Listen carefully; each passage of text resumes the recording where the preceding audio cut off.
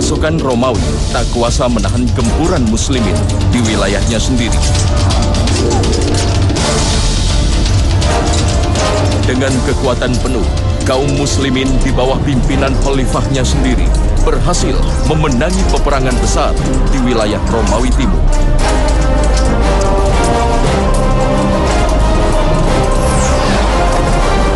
Benteng Saf-Saf yang kokoh akhirnya jatuh pada tahun 181 Hijriah.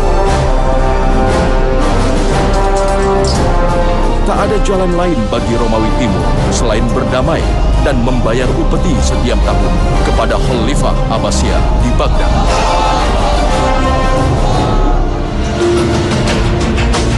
Inilah salah satu jihad yang selalu dilakukan Khalifah Abbasiyah yang adil dan bijaksana. Ia sendiri yang turun memimpin pasukan untuk meninggikan kalimah Allah dari hinaan bangsa Romawi.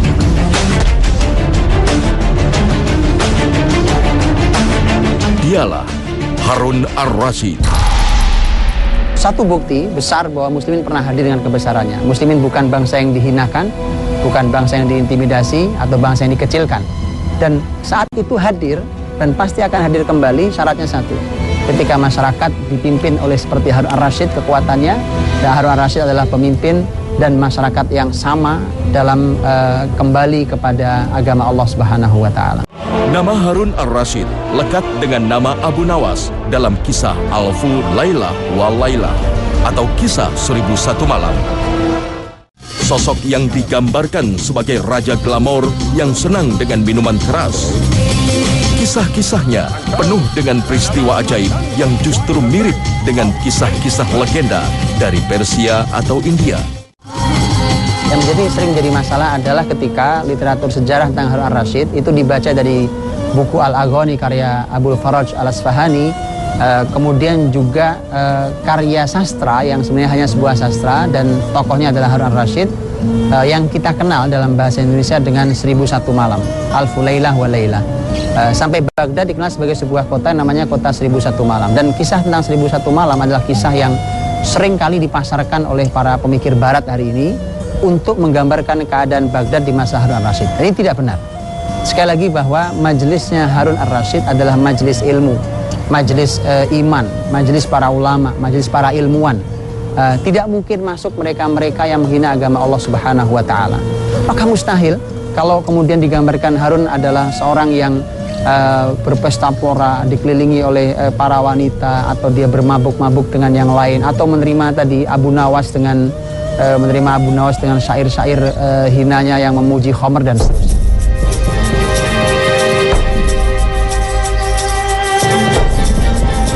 Sebuah gambaran kehidupan yang bertolak belakang dari catatan sejarah tentang kebesaran kekhalifahan Abbasiyah di Baghdad, Irak. Kekhalifahan yang berhasil mengantarkan kaum muslimin pada puncak kejayaannya, bahkan menjadi salah satu negeri adidaya di dunia pada abad ke-8 Masehi.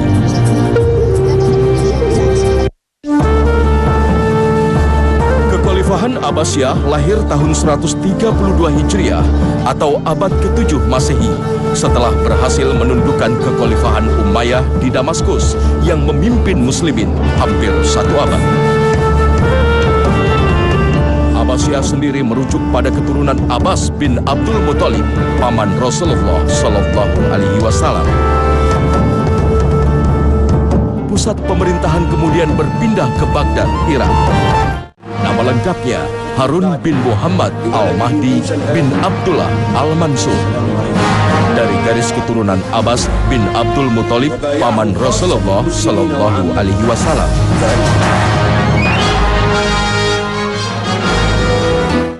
Lahir pada 763 Masehi di Rey, Iran. Ibunya bernama Heizuran, seorang wanita sahaya dari Yaman yang dimerdekakan dan dinikahi Al-Mahdi. Sang ibu sangat berpengaruh dan berperan besar dalam kepemimpinan Al-Mahdi dan Harun ar-Rasyid. Bismillahirrahmanirrahim. Sejak belia, Harun ar-Rasyid ditempa dengan pendidikan Islam dan pemerintahan di lingkungan istana. Sebagai putra mahkota kedua setelah Musa al-Hadi, sejak kecil hingga remaja, Harun ar-Rasyid belajar ilmu pemerintahan pada Yahya al-Barmaki, seorang Persia yang dekat dan banyak membantu kekhalifahan Abbasiyah.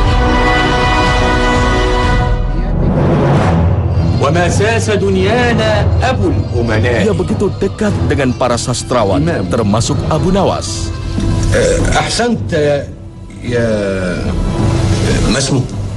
Sekalipun tak sepopuler sastrawan Baghdad lainnya, Abu Nawas tercatat sebagai sastrawan yang pernah mewarnai kehidupan Harun ar-Rasyid. Namun di balik kecerdasannya dan kesenangannya dengan ilmu pemerintahan dan sastra, sejumlah ulama besar tercatat telah menempa seorang Harun ar-Rasyid, termasuk Imam Malik. Ini adalah orang besar dalam sejarah Islam, Imam Daril Hijrah, pemimpin imam di kota Madinah saat itu. Dan Imam Malik kita tahu dengan karya-karya besarnya, bahkan dari beliaulah lahir pemikiran-pemikiran fikih yang belakangan dikenal dengan mazhab Maliki. Dikirimlah Harun ar-Rasyid ini oleh sang ayah untuk pergi jauh-jauh dari Baghdad ke kota Madinah untuk belajar kepada Imam Malik rahimahullah ta'ala. Duduk di sana, majelis ilmunya, belajar fikih, belajar hadis. Jadi guru besar fikih dan hadis untuk Harun ar-Rasyid adalah Imam Malik rahimahullah ta'ala. Untuk itulah nanti ketika Harun ar-Rasyid menjadi seorang pemimpin, menjadi khalifah, dia sangat hormat kepada Imam Malik dan kepada semua karya-karya gurunya tersebut. Dan saat itulah maka nanti Harun ar-Rasyid akan menjadikan gurunya sebagai salah satu panduan di dalam memimpin negara. Sang kakak, Khalifah Musa al-Hadi, yang berniat mengangkat putranya sendiri sebagai putra mahkota, nyaris menutup kesempatan Harun menjadi khalifah.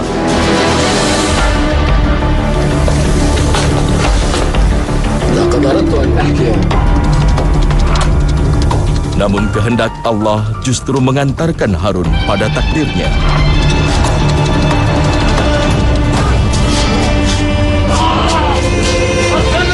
Setelah 1 tahun sang kakak memimpin muslimin, ia wafat.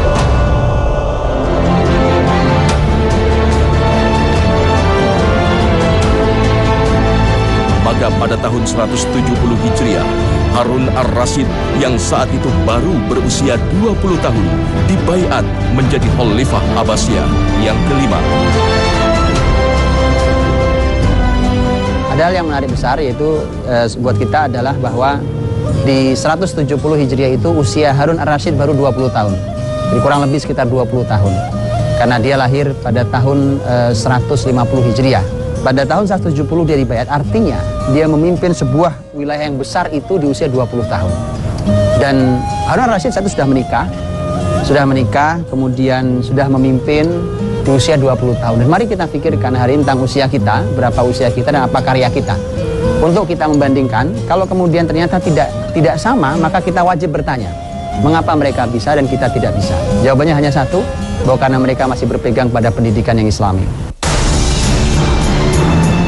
Pada tahun 187 Hijriah, Romawi yang sebelumnya telah ditundukkan Harun ar-Rasyid berkhianat dan membatalkan perjanjian secara sepihak.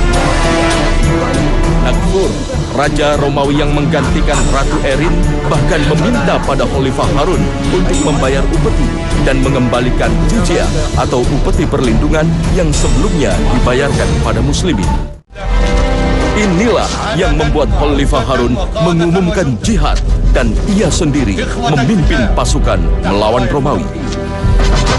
Laqad sadaqa ar-rasul hina qala la fadla li 'arabiyyin 'ala 'ajamiyyin illa bit-taqwa. Wa taqwa Allah ta'atuhu. Wa ahabbu at-ta'ati ila Allah wa rasulih iqamatu sha'air dinihi wal jihad fi sabilihi. Fajahidu وقاتلوا لتكون كلمة الله هي العليا وكلمة الذين كفروا السفلى.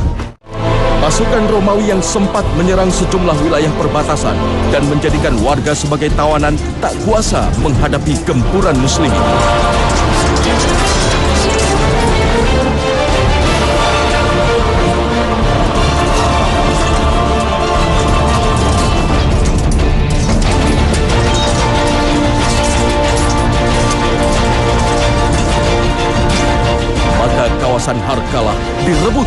dan seluruh tawanan muslimin berhasil dibebaskan.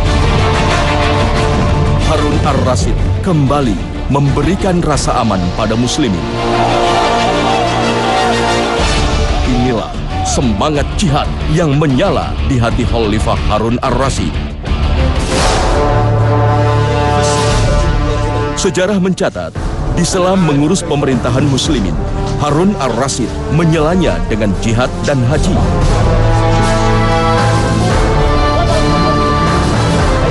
Jika negeri dalam kondisi aman, ia akan menunaikan ibadah haji dengan membiayai ratusan ulama dan fakir miskin. Harun ar-Rasyid tidak hanya seorang pemimpin yang berada di balik layar, dia langsung turun bahkan ke medan jihad, bahkan langsung memimpin jihad. Di antara yang dia lakukan saat memimpin, di antaranya adalah ketika memimpin perang besar untuk menaklukkan kota Hirqalah yang ada di bawah Romawi. Dikarenakan pemimpin mereka yang angkuh itu, maka langsung Harun ar-Rasyid yang hadir. Dan setelah perang itu Harun ar-Rasyid punya satu semacam tutup kepala atau topi yang ditulis di topi itu tulisannya adalah Ghazi wa Haj atau Ghazi Haj. Jadi jihad dan haji. Maka dari itulah konsepnya Harun ar-Rasyid adalah kalau tahun ini dia jihad, tahun depan dia haji. Begitu seterusnya. Tetap nyala bahwa semangat dalam dirinya untuk terus berjihad, apalagi setelah dia mendengar hadis Nabi SAW di mana Rasulullah SAW pernah bersabda bahwa orang-orang yang syahid fisabilillah akan berharap dia setelah terbunuh syahid akan terharap dia hidup lagi, kemudian terbunuh lagi, hidup lagi, terbunuh lagi. Karena begitu nikmatnya mati syahid, itulah yang membuat Harun ar-Rasyid tergerak bahwa saya harus ikut kalau begitu dalam jihad ini. Banyak hal yang patut ditiru para pemimpin Islam di abad ke-21 ini dari sosok khalifah besar muslim ini. Sebagai pemimpin, dia menjalin hubungan yang harmonis dengan para ulama, ahli hukum, penulis, qori, dan seniman. Ia kerap mengundang para tokoh informal dan profesional ke istana untuk mendiskusikan berbagai masalah. أبا سليمان أعط هذا العالم بوزن كتبه ذهبا. بورك فيك يا أمير المؤمنين، وإذا أذنت لي فلينفق هذا المال على من ينسخ ما كتبت لينتفع به الناس من بعدنا. وأمرنا بإنشاء دار للنساخين والوراقين وأرباب القلم لينسخوا كل ما كتبه قلم من قبلنا وليترجموا ما كتبه غيرنا من الأمم في لغتهم. نفع الله بك الأمة في يومها وغدها وأرشدك إلى الخير وأرشد بك، ولا عجب أن لقبك سلفك الصالح هارون الرشيد. Harun ar-Rasyid begitu menghargai setiap orang. Itulah salah satu yang membuat masyarakat dari berbagai golongan dan status amat menghormati, mengagumi, dan mencintainya.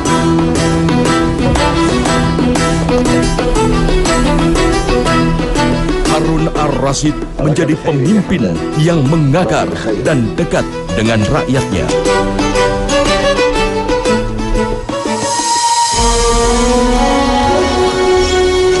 Setiap kebijakan-kebijakan yang akan diputuskan Harun ar-Rasyid, ia selalu mengonsultasikannya pada para ahli ilmu. Satu di antaranya adalah Imam Syafi'i. Imam Syafi'i rahimahullah ta'ala begitu mengagumkan di mata Harun ar-Rasyid, begitu hormatnya walaupun usia sama. Ini orang yang mengerti bahwa ahli ilmu agama ditempatkan oleh seorang pemimpin di atas dirinya, bukan seorang ahli agama yang ada di bawah kepemimpinan. Karena dengan itulah maka ahli agama akan bisa memberikan teguran kepada seorang pemimpin kalau salah. Dan itulah yang dilakukan oleh Imam Syafi'i. Imam Syafi'i setiap memberikan nasihat, seringkali Harun ar-Rasyid memberikan uang begitu pulang. Tapi yang perlu diketahui bahwa diterima oleh Imam Syafi'i, tapi ditebarkan sepanjang jalan, diberikan pada siapapun yang dia temui, sampai di rumah tidak satu dinar pun dia pegang. Itu Imam Syafi'i rahimahullah ta'ala. Supaya dia bisa menjaga kenetralan dirinya. Sah, uang itu halal, pemberian. Tetapi inilah ulama dahulu dan beginilah pemimpinnya. Seorang ulama yang menjaga kenetralan dirinya dalam memberikan fatwa ilmu, dan seorang pemimpin negara yang tunduk kepada syariat Islam yang disampaikan oleh para ahli ilmu. Sampai Harun ar-Rasyid suatu hari berkata bahwa aku berharap mudah-mudahan Allah memperbanyak orang seperti kau, wahai Syafi'i, di dalam keluarga besarku. Salah satu puncak pencapaian yang membuat namanya melegenda adalah perhatiannya dalam bidang ilmu pengetahuan dan peradaban. Di masa kepemimpinannya terjadi penerjemahan karya-karya dari berbagai bahasa. Inilah yang menjadi awal kemajuan yang dicapai Islam menggenggam dunia dengan ilmu pengetahuan dan peradaban. Berbagai disiplin ilmu pengetahuan dan peradaban berkembang pesat yang ditandai dengan berdirinya Baitul Hikmah, perpustakaan raksasa sekaligus pusat kajian ilmu pengetahuan dan peradaban terbesar di dunia. Selalu inilah yang menjadi kunci besar sebuah negeri. Negeri Muslim akan hadir kebesarannya ketika mereka menghormati ahli ilmu. Kalau ahli ilmu adalah sekelompok orang yang terbuang, maka negeri itu tidak akan muncul kebesaran. Dalam menjalankan roda pemerintahan, Harun ar-Rasyid tak mengenal kompromi dengan korupsi yang merugikan rakyat. Sekalipun yang berlaku korup adalah orang yang dekat dan banyak berpengaruh dalam hidupnya. قيدوه في أغلال أطماعه.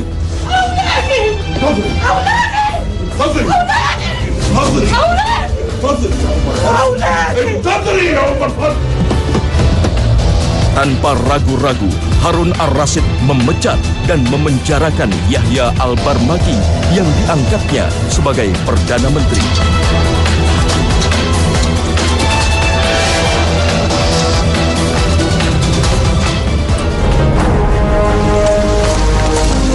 Harta Yahya senilai 30,87 juta dinar hasil korupsi disita dan dikembalikan ke kas negara. Itu sebabnya muslimin hidup dalam gelimang kesejahteraan. Tercatat di masanya, sedikit orang yang hidup kekurangan. Pada masa itu, sangat sulit mencari orang yang akan menerima zakat, infak, serta sedekah karena tingkat kemakmuran yang merata.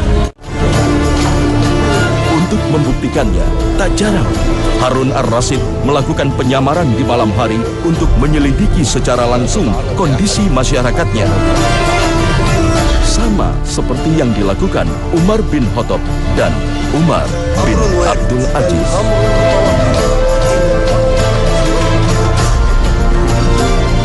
Upaya-upaya yang dilakukan Harun ar-Rasyid berhasil mengantarkan Baghdad menjadi kota peradaban paling maju di dunia. Kota Baghdad sebagai pusat pemerintahan saat itu adalah merupakan kota terbaik di dunia saat itu, kota terbesar, kota yang sangat ramai, kemudian semua fasilitas, infrastruktur, masyarakat, menjadi kota pusat peradaban dunia. Kota terbaik yang ada di muka bumi. Hanya ada satu kota yang bisa menyainginya, yaitu Cordoba, yang saat itu juga muslimin yang punya, yang di bawah kepemimpinan masyarakat atau dinasti Bani Umayyah yang telah berlari ke arah Andalus. Maka saat itu dua kota besar yang ada, di timur ada Baghdad dan di barat ada Cordoba, dan dua-duanya adalah dua kota yang dimakmurkan oleh muslimin. Beginilah seharusnya muslimin ketika memimpin sebuah kota, maka dia memakmurkannya hingga menjadi kota nomor 1 di dunia. Tahun 193 Hijriah, Harun ar-Rasyid berangkat memimpin perang Tus di wilayah Khurasan.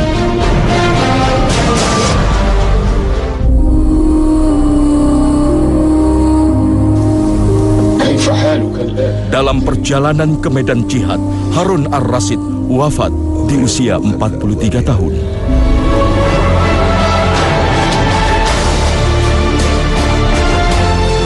Tiga tahun memimpin kaum muslimin, Harun ar-Rasyid berhasil mengantarkan muslimin pada puncak kemajuannya.